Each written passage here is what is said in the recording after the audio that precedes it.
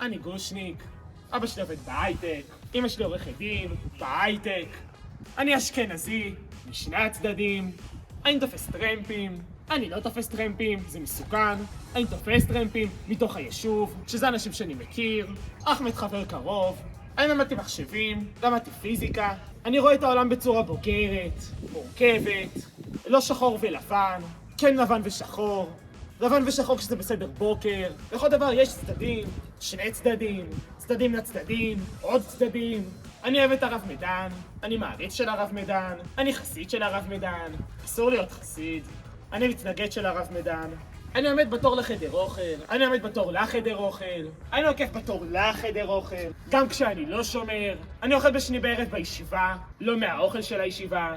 אני ימין כלכלי, אני תומך בעסקים קטנים, אני קונה מגוש חטיף, אני משיל מהגוש חטיף. מה זה גוש חטיף? אני אוכל קינדר בורנו, מהמכונה, לא מהמכונה. יש לי חבר חוצניק שקונה לי חטיפים מהמכונה.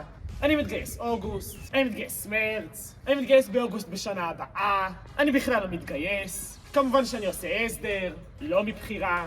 אני הולך לשריון, אני הולך להנדסה קרבית. בעצם אני הולך לשריון, אני אוהב את השריון, אני יודע אנגלית, אני אוהב אמריקאים, אני אוהב לדבר עם אמריקאים, אני מאמין בשיח מקרב, כשהוא מקרב תרומות. אני רוצה ללמוד מדמח באוניברסיטה, אני למד מדמח באוניברסיטה, אני סיימתי מדמח באוניברסיטה, אני בכלל רוצה להיות מחנך בירוחם.